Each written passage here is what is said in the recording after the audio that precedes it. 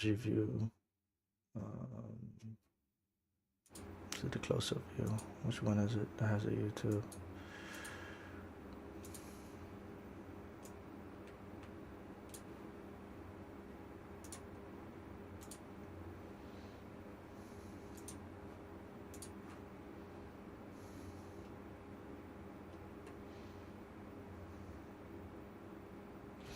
What? No, it's not this one. That one doesn't have a Yahoo.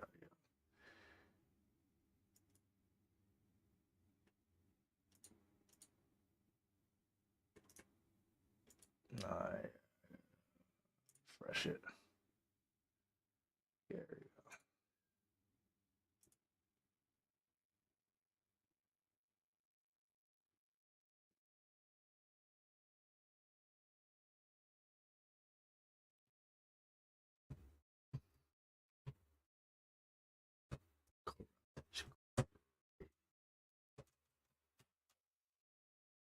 What we got?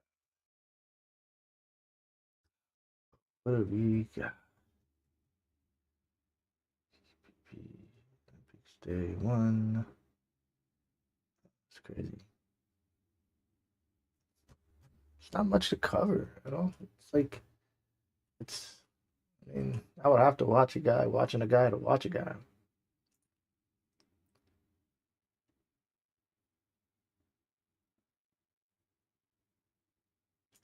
Joining me now is Nigerian Minister of Foreign Affairs, Yusuf Tugar. Foreign Minister, we appreciate you being here this morning. You posted a statement to X shortly after the strike saying that terrorist violence in any form, whether directed at Christians, Muslims, or other communities, remains an affront to Nigeria's values and to international peace and security. Foreign Minister, that is a different message than what we've heard from President Trump, who has really focused on the killing of Christians. What can you explain for our viewers is really happening on the ground here? Who's really being targeted? Terrorists are being targeted. This has always been Nigeria's approach, and this also puts to rest any doubt with regards to the Tinubu administration's resolve to fight terrorism. This was coordinated with the U.S. the same way that we've been saying we're ready, willing, and able to collaborate, to coordinate with any foreign government that is committed to the fight against terrorism. This is not about religion. It is about Nigerians, innocent civilians, and the wider region as a whole. And even before the strike was carried out, I had a 19-minute phone call with Secretary of State, U.S. Secretary of State Marco Rubio, after which I discussed with President Tinubu, and I later spoke again to President Tinubu. He gave the go-ahead, and then Marco Rubio called me once more for a 5-minute discussion, and subsequently the attacks were carried out. Foreign Minister, I want to play for you a clip of President Trump from November and then get your comment on the back of this. Take a listen. Do you envisage U.S. boots on the ground? Could be. I mean, a lot of things I envisage, a lot of things. They're killing record numbers of Christians in Nigeria. They're killing the Christians and killing them in very large numbers. We're not going to allow that to happen. So the president says that a record number of Christians are being killed. Do you dispute that? And if so, what's the true number of people being killed? We're not going to dwell or pore over forensically of what has been said or what hasn't been said. For us, it's a matter of what I can only describe as perhaps the choice between deontology and consequentialism. So for us, in this particular matter, we're focusing more on consequentialism. So the end. The end is to fight against terrorism, to stop the terrorists from killing innocent Nigerians, be they Muslim, Christian, atheist, whatever religion, and to also understand that this is a regional conflict. It is happening in West Africa, it's happening in the Sahel region, it's happening in the Lake Chad Basin region. So this is important. But for us, whoever is prepared to work with us to fight terrorism, we're ready, willing, and able. And I want to talk about that in just a moment, but just to sort of circle back, it's not about disputing what has been said or hasn't been said, but I do think it's about understanding the scope of the problem on the ground and understanding who has not been a victim of this. And so to help our viewers understand, you say it's not just Christians. Explain some of the factors sort of at issue here.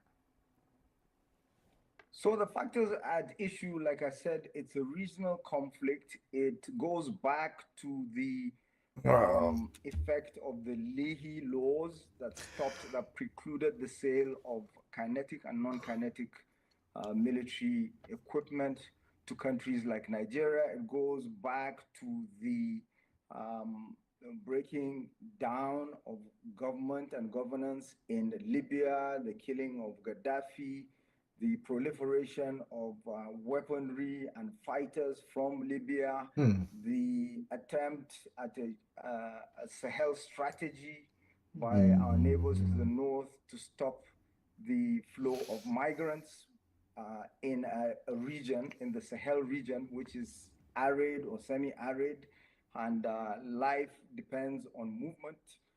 And that created tensions because some of the countries found themselves having to deal with outside initiatives that were collaborating with Azawad Tuareg groups, and those Tuareg groups were irredentists.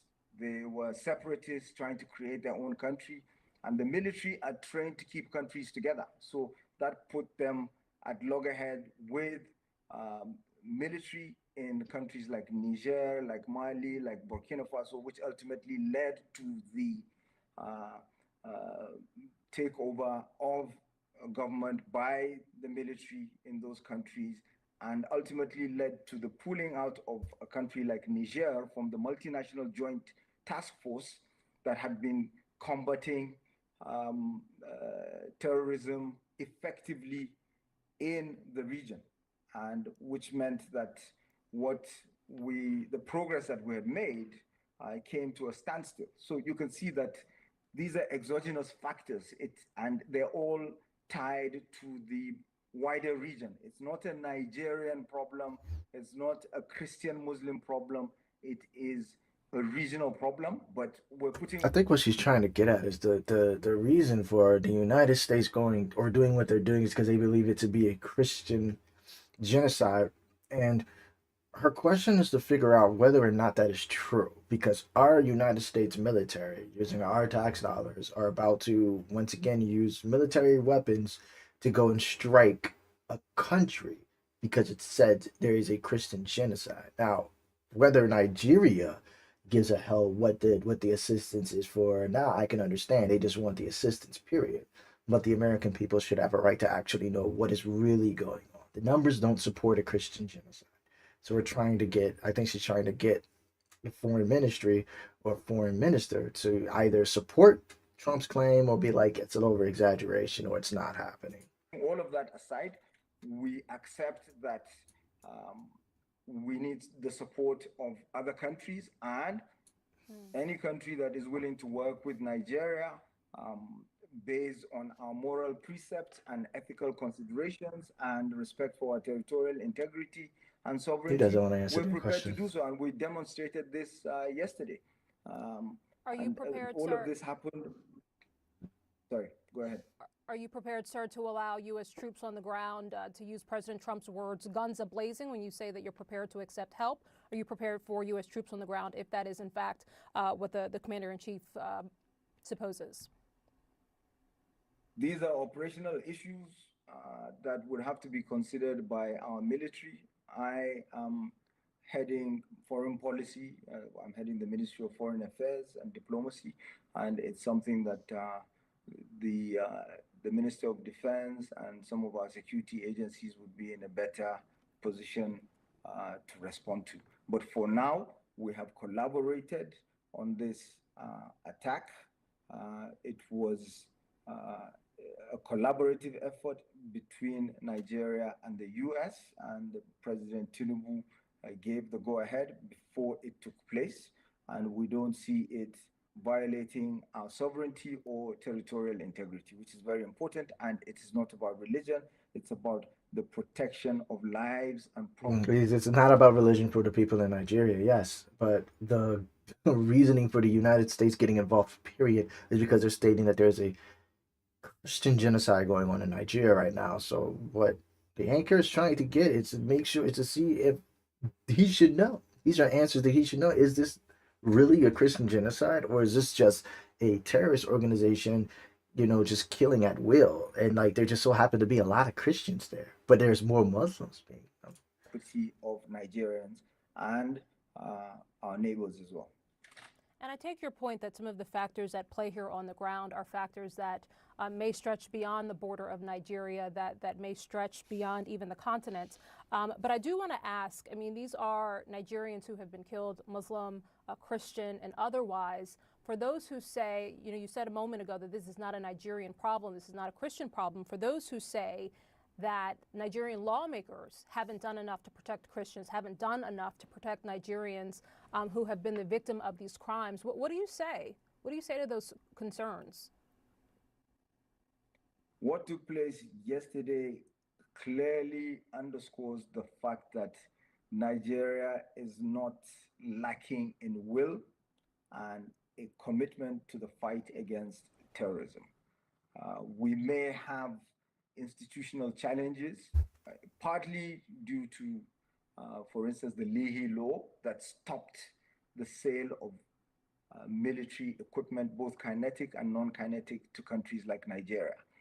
And I have to say here also that even when the Leahy Law was in effect, President Trump in his first administration acquiesced to the sale of aircraft, military aircraft, the Super Tucano, to Nigeria, and we appreciate that. And you could see that the aircraft were put to work, and this is a sort of collaborative effort that is required in the fight against terrorism, in securing the region, and it is we are at the forefront of the fight against terrorism globally, because most of the threat is taking place in the Sahel region, and you can even see from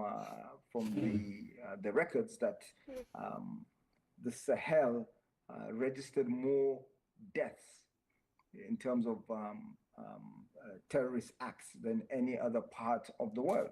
And when you talk about the Sahel, the majority are Muslims, they're not Christians.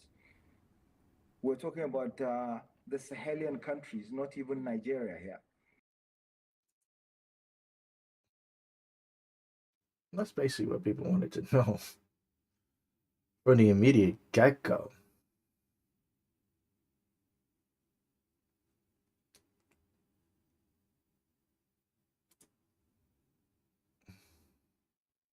That's my telecom.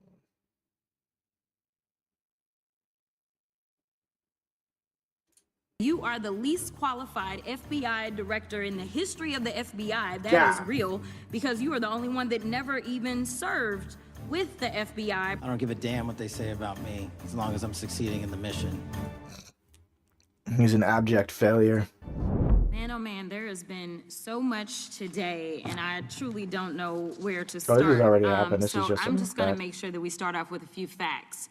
So a couple of facts that we need to make clear for everyone is that, number one, Director Christopher Wray, when he was appointed to be the head of the FBI, was appointed by Donald Trump. Now, I will agree that I definitely take issue with a number of decisions that Donald Trump makes, especially when it comes to the people that he decides to appoint to very important positions, including this one, because I did have to make sure that I wasn't going crazy.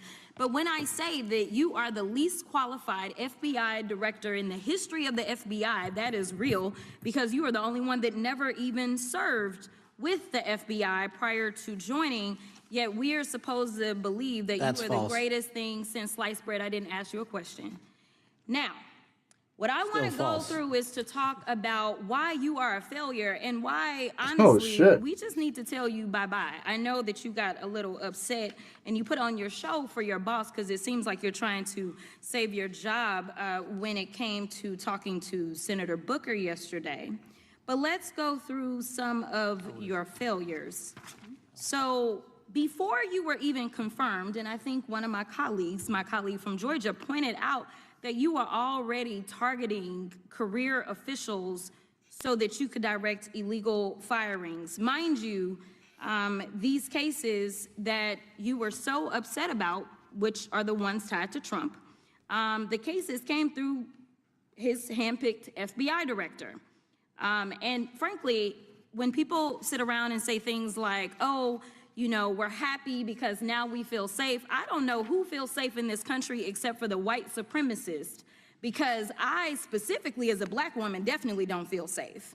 And frankly, my colleagues have been real nice to you today, and I applaud them, but I don't have the same demeanor because I know that multiple colleagues on this side of the aisle have faced death threats. In fact, somebody tried to kill one of my colleagues. And frankly, I don't know if this FBI or under your leadership, if those people would have been caught. I don't have any confidence in you. And if we start talking about the reasons that I lack confidence, we could start with you not just wanting to acknowledge some simple facts. Simple facts like the vast majority of the threats are coming from right-wing extremism. And I know my colleagues have tried to stress this, but I decided that I would maybe do it in a different way. Number one, I have a couple of UCs. Kim Buck, one of multiple Republicans receiving death threats for voting against Jim Jordan as House Speaker. Without objection. Another one, Republican lawmaker says she received death threats after voting against Jim Jordan in Speaker's race. Without objection. In addition, there was another one from another colleague who now is leaving Congress because they said that they were calling his wife anonymously and threatening her life to the extent that she ended up sleeping with a firearm. Without objection. Okay, so here's the deal. How are we supposed to have confidence when you're sitting up here telling the Senate yesterday that it will take you 14 years before you can get the FBI fully staffed to do their jobs? You're also now redirecting resources so that they can go and play ICE agents on the streets. You're getting rid of your most qualified people, and even when it came down to somebody that you consider to be a friend, you were posted up having some fancy dinner to the extent that you posted not only once erroneously, you posted twice erroneously as it relates to catching somebody, and then you want to go and say, let me take a victory lap. Because honestly, if it wasn't for parents deciding that they were going to turn in their child, it seems like y'all wouldn't have got there, even though he literally confessed online. So I'm confused about what it is that the FBI is doing except for trying to put on a show for The Apprentice or whatever you want to call him. The day after all of this took place, there was domestic terrorism that was taking place at HBCUs. They were targeted. Yet I didn't hear anything from the FBI about what was going on. And again, black people kept saying, how did we end up in this? Because the numbers are so very clear that white supremacy is a problem. And honestly, I've not heard anything out of you today that makes me believe that you're gonna do anything about the white supremacy problem. The one that is leading to children being killed, children being shot, as well as members of their community as they're worshiping in their churches. Here's what I've learned in my government service. I don't give a damn what they say about me as long as I'm succeeding in the mission. We're succeeding in the mission because the men and women of the FBI have never been empowered to do more work and to hit the streets harder than by President Trump's authorities and resources he's given us. And so all I care about is that we are capturing more child predators than ever before, taking more drugs off the streets than ever before, that we are capturing murderers at a significantly historic rate, and we're delivering this country the lowest murder rate in recorded history. That are facts that you cannot dispute. But you can come at me all you want. I don't care. Thank you, Director, for that. And we appreciate your service. We appreciate the results speak for themselves, I think, pretty plainly, and your commitment not only to results, but to transparency. So we do appreciate that. Director, who was John Durham?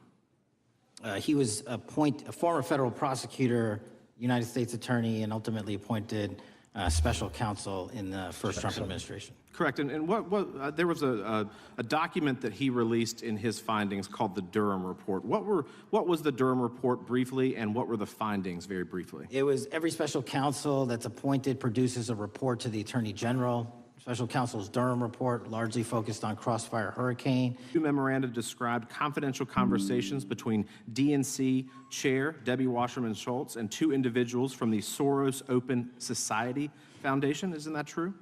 As written in the report, I'll let it speak for itself. In the Durham Annex in January of 2016, the memorandum noted in part that President Barack Obama intended to scuttle the FBI's investigation into Hillary Clinton's private email server and mishandling of highly classified information during her time as Secretary of State. Isn't that found in the report? I believe so.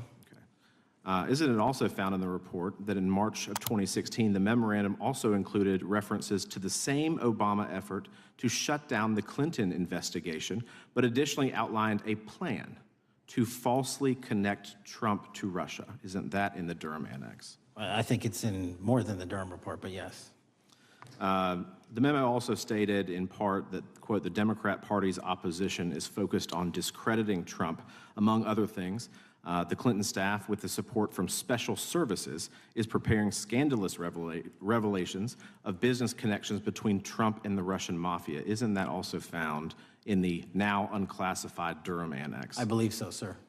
According to the Durham Annex, based on analysis and translation of the intelligence, FBI analysts believed that special services could either mean the FBI or CIA, or the Trump dossier author Christopher Steele. Isn't that in the Durham Annex? I believe so, sir. When the Obama administration received intelligence in March of 2018, Fusion GPS was preparing open source opposition research regarding purported ties between Trump and Russians. The research was paid by the Clintons campaign and the DNC. Isn't that open source and also in the Durham Annex? I believe both. Okay.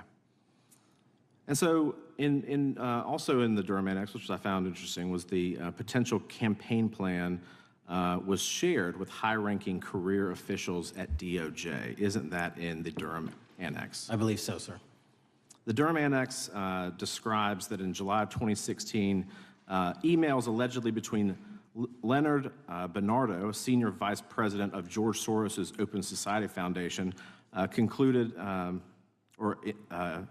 data providing specificity on the Clinton plan in an attempt to smear Donald Trump by falsely linking him to Russia. Isn't that in the Durham Report? I believe so. And so, briefly, this additional evidence that you've unclassified and released to the American public, what does that purport to show or augment about the Durham Report that you can share with the American people? Put simply, that the FBI was weaponized. Against a political campaign? Yes, sir.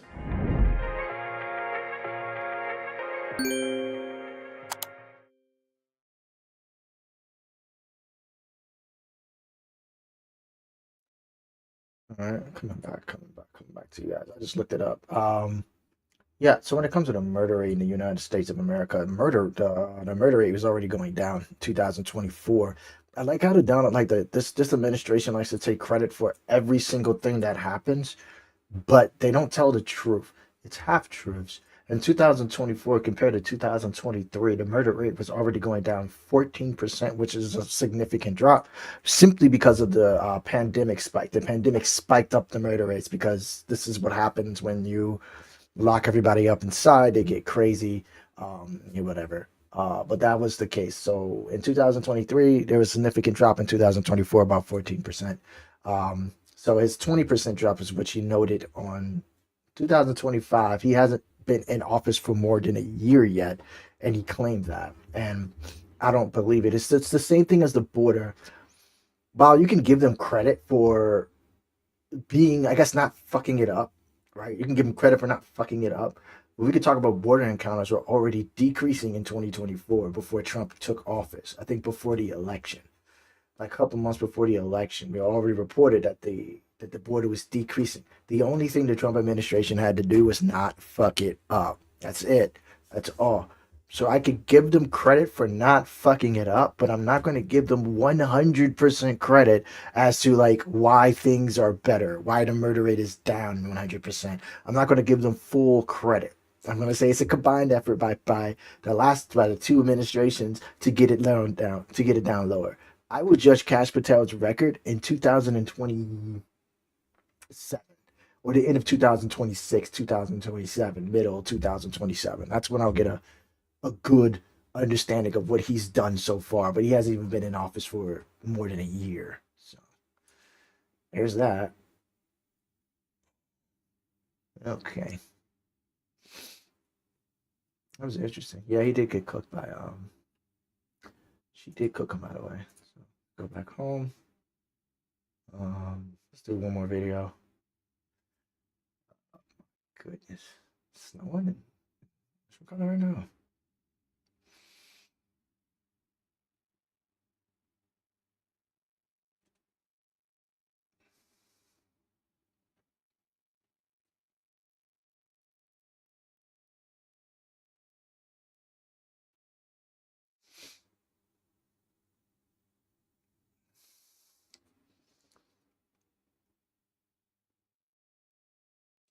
Straight Shooter with Stephen A.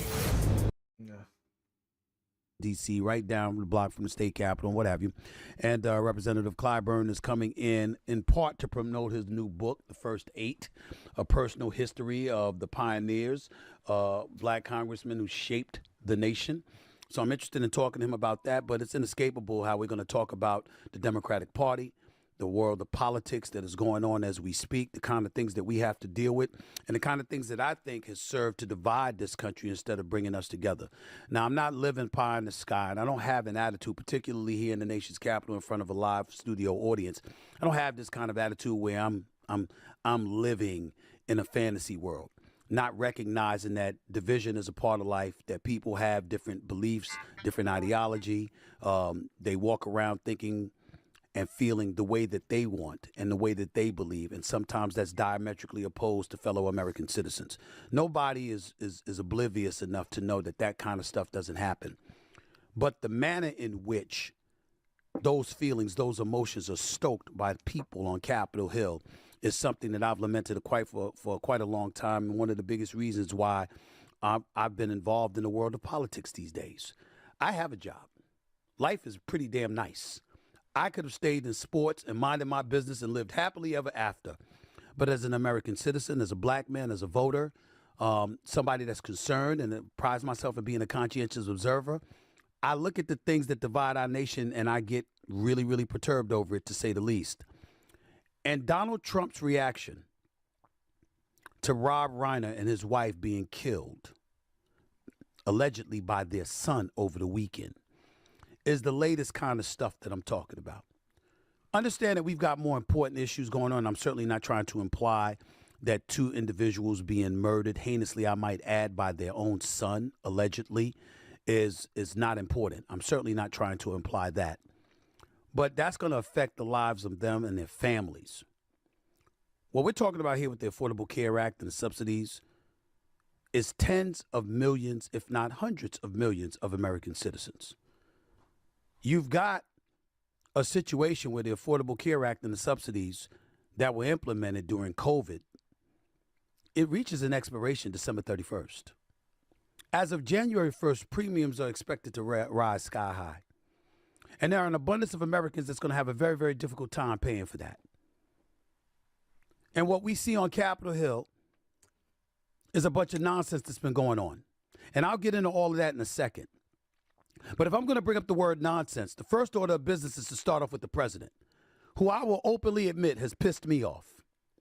And the reason he's pissed me off is because he's made life difficult for people like myself who are inclined and downright anxious to talk about the issues and say yay or nay to it. How do you feel about his performance on the economy? How do you feel about inflation in this day and age and what it's looking like right now? Is there an impending recession or are we already in one? What about immigration? What about border security? What about the use of ICE in order to sort of support his goal? What about safety in the streets of America? What about the jobless rate? What about unemployment reaching about 4.6%, which is the highest it's been since 2021? What about this money that was supposed to be coming into this country, courtesy of all of these pledges you received, and whether or not that was going to come to fruition, generating in excess of trillions of dollars, which was going to help fuel the economy while also dissipating that $38.4 trillion debt that we're supposed to be trying to trim down? What about those things? Those are issues. Wouldn't you say those are issues worth talking about? I'd say those are issues that worth talking about. But we don't get to talk about that. Why? Because they had the Epstein files that obviously were relevant in people's eyes to some degree, so much so that some members of MAGA turned against Trump with that. Originally, his attitude after campaigning on it, by the way, after campaigning on releasing that stuff, you know what it was going to be about? Hey, it's no big deal. What's the big deal? It's really not a problem. Why are you guys so fixated on this? Until MAGA folks got involved and said, wait a damn minute. You did campaign on this. This issue is important to us. We want those files open. And then after much and much and much resistance, all of a sudden we learned, after our votes on Capitol Hill, that eventually it will be released this month. Not immediately. We'll take a look. We'll see. We'll grab hold of it. We'll see what we want to redact or whatever, and then we'll sit up there and we'll put it out there for you to see. I can't wait to see how much stuff is blacked off. But that's a different subject to another day. To Rob Reiner and his wife, allegedly brutally murdered by their own son. Even had Kevin Frazier from Entertainment Tonight come on this show and said there was rumors and reports about their throats being slashed. Originally, we heard about a $4 million bond for their son Nick to be let out of jail. And then we heard bond was revoked and there is no bond. He's going to have to stay, and he's going to have to stay in jail for the foreseeable future.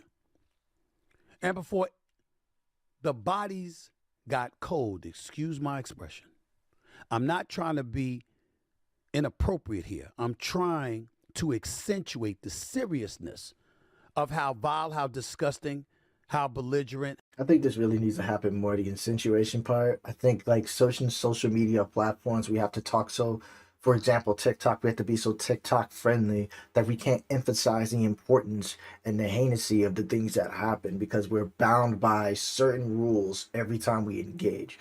I do think that we need to actually be real and start talking about the murders, the rapes, and the X, Y, and Z instead of trying to tiptoe around it because we're afraid to say the thing that'll either get us kicked off the platform. How petty our president can be. This man, the 47th president of the United States, puts out this tweet 2 days ago. I'm going to read it to you. Quote, very sad thing happened last night in Hollywood. Rob Reiner, a tortured and struggling but once very talented movie director and comedy star, has passed away together with his wife, Michelle, reportedly due to the anger he caused others through his massive, unyielding, and incurable affliction with a mind-crippling disease known as Trump derangement syndrome, sometimes referred to as TDS.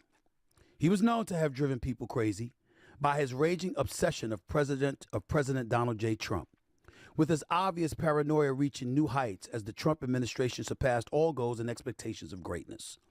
And with the golden age of America upon us, perhaps like never before, may Rob and Michelle rest in peace. Classless, tasteless, asinine, disgusting, all of those things are appropriate. Something people are hesitant to say about the president these days.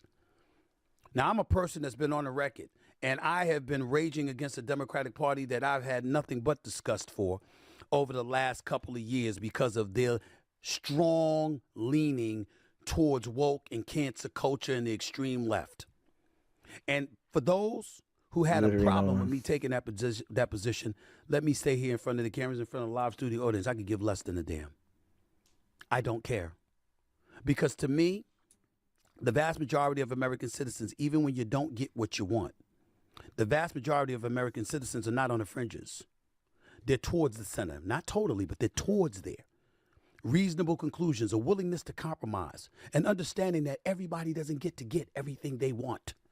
Because all of us don't think the same. We're not from the same DNA. We don't have the same proclivities. We don't have the same preferences. We don't have the same likes. We don't have the same beliefs. And that's okay.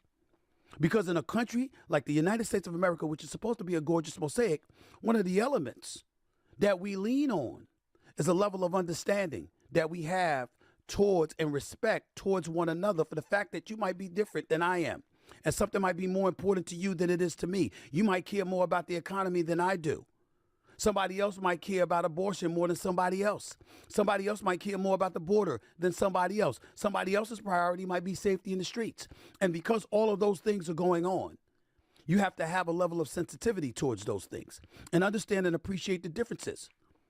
But it's easier to accept, in my estimation, when you are dealing with folks on Capitol Hill who get that, and to make sure that they disseminate that kind of message so they don't cause chaos and disruption and mayhem in the streets of America while they're on Capitol Hill. You remember what they did during the shutdown, don't you? 43 days. Government employees furloughed or laid off, let go, and those who were kept weren't being paid. But the politicians were being paid. So the people who were elected officials, assigned, I might add, assigned to work on Capitol Hill in a productive enough fashion to avoid shutdowns, these same people didn't do their job. That lent itself towards you not getting paid, but then they turned around and they get paid. This is what has been going on. This is the problem. He opened the show talking about how the ACA expires and premiums are going to go up in January 1st. But I think he was one of the individuals who criticized the Democratic Party for keeping the shutdown going because they weren't willing to agree to the terms.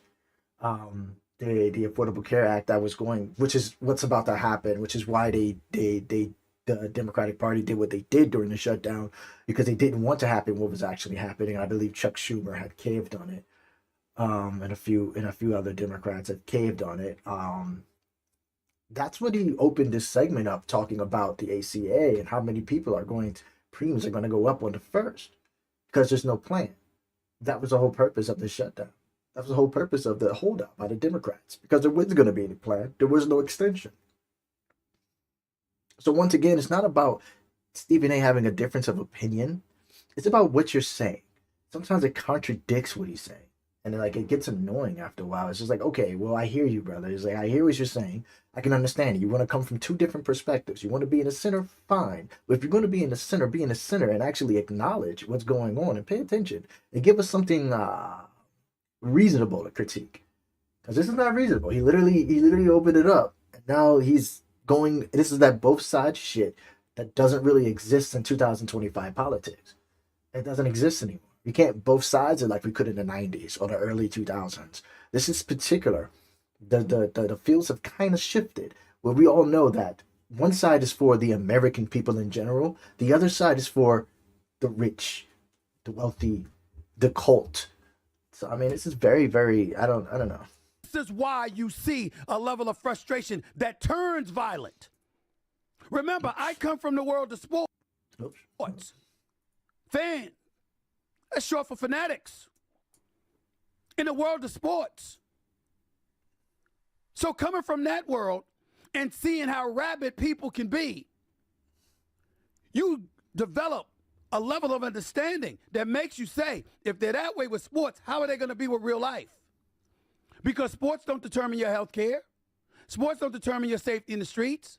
Sports doesn't concern your affordability. You can choose to go to a game. You can choose not to go.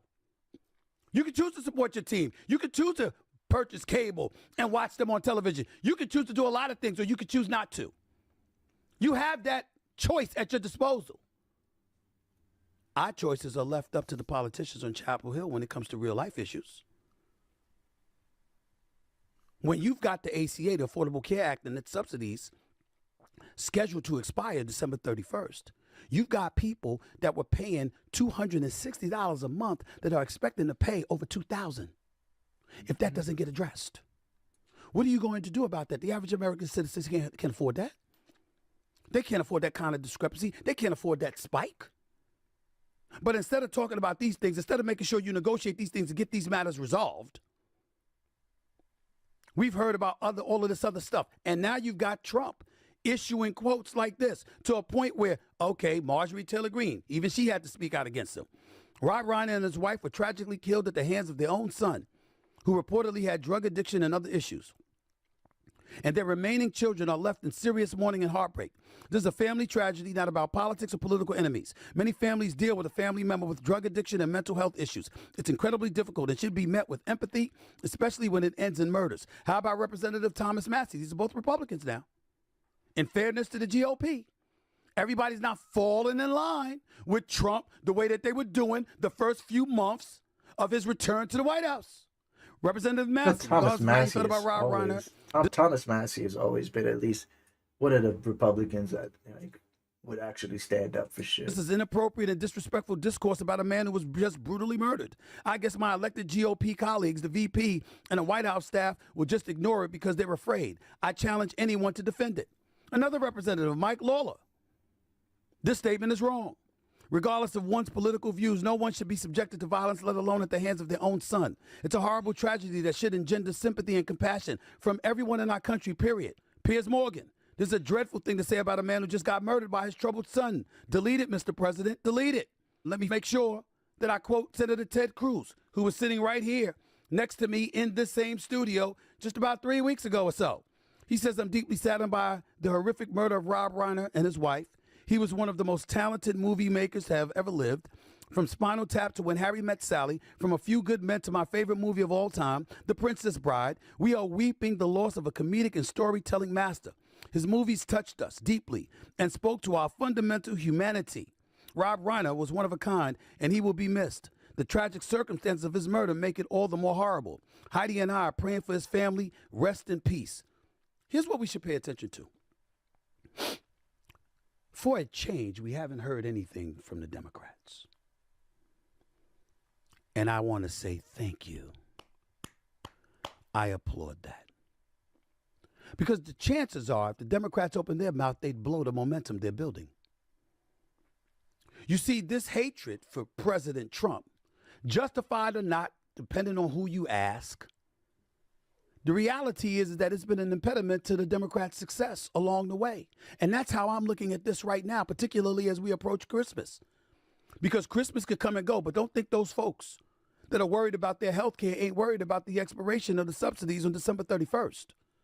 So their Christmas is already compromised because no agreement has been reached. A vote is taking place as we speak.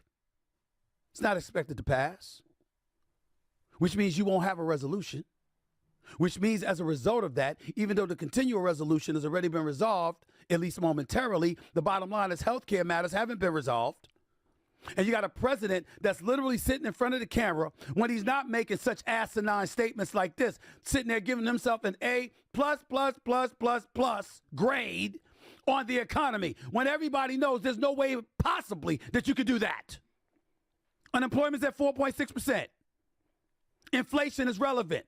A recession could be before our very eyes. You're talking about these opportunities that have come from everywhere, all of these pledges by these companies in the trillions of dollars. Where's the money? We haven't seen it yet. Has there been a collapse in our economy? No. But has there been a flourishing economy? We can't say that. Can't say it at all. And yet you sit here and you give yourself a grade, and if people believe it enough and hear it enough and what have you, I guess that some people will embrace that mentality. You're the Democrats. Here's the point. Shut the hell up. Don't say anything. I actually agree with that. Don't say anything about woke culture. Don't say anything about cancel culture. Don't get into identity politics. Don't do any of that. Stick to health care. Stick to affordability. And make sure that you have an answer to the problems that persist, because contrary to what you led people to believe leaning into the 2024 election, you didn't have it. Yeah, unemployment rate was a little less, but you had a whole bunch of people having government jobs. Well, if they're government jobs, that's taxpayer dollars that's funding them. If you need taxpayer dollars to fund folks who are working in the government and to fund the government overall, what are you ultimately doing? You're ultimately contributing to the debt because we're spending money we don't have. And by spending money that we don't have, where does that lead us? That lead us to another election where they're talking about the deficit, and we're talking about the mismanagement of money, and we're talking about American citizens having to suffer because future generations, our children and our children's children and our children's children's children are going to have to pay the price for what you mismanaged. What you mismanaged. And that's both sides of the aisle. So that's how I look at this, ladies and gentlemen. That's where I'm coming from with this. And for those out there that's going to look at me, you know, Stephen A., who the hell is he? You know what I mean? You living quite well, Stephen A. Man, I was broke. Where were you the first 45 years of my life? Don't come to me when I start making a little paper and then chide me. You weren't around when I was growing up in Hollis, Queens. You weren't around when I had holes in my roof, when I saw rats and roaches running around, when I barely had a pot to piss in and I had a mother taking care of 6 kids, starving herself and working like God knows what, 7 days a week. 7 days a week, 16 hours a day, 1 week's vacation a year for 20 years. I know what welfare cheese smells. I know what welfare bread and cheese tastes like. This is not unfamiliar to me. I don't want to hear that nonsense. When I hear a president talking about how and the economy is great and the affordability issue is a Democratic's hoax, what are you talking about? Exactly. You're a billionaire. I'm not dismissing that. We live in a capitalistic society. I want you to make your money. I want everybody to get paid. I believe in free market capitalism. I believe in that more than I believe in socialism. I believe in that more than I believe in communism. I believe in that more than I believe in fascism or Marxism. I can tell you that much. I believe there's only one philosophy that works. I believe in capitalism. Do I believe there should be some government oversight in terms of making sure that people are operating on the up and up instead of fooling the system? Yes, I do. But only for that purpose.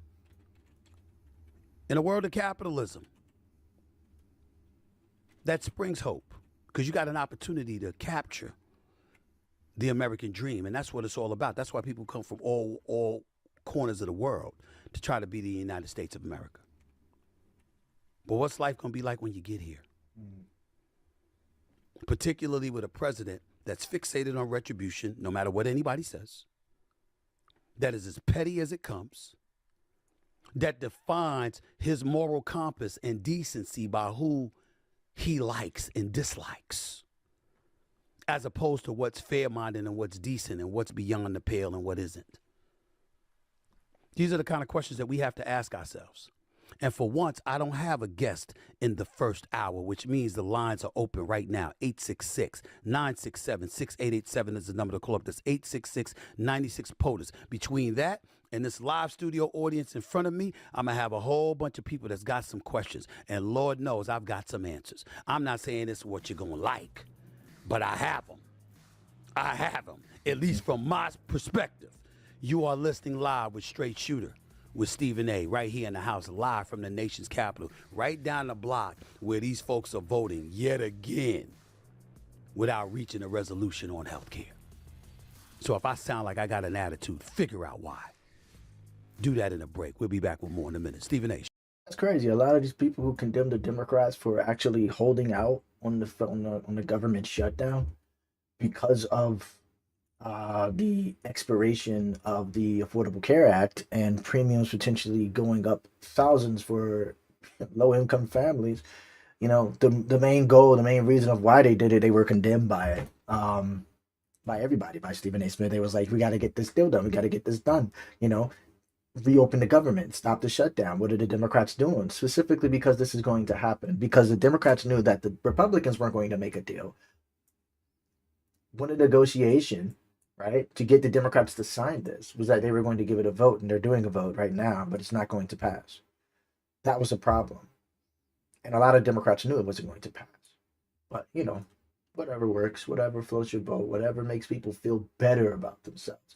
But I'm not going to forget which side people stood on. I'm never going to forget that.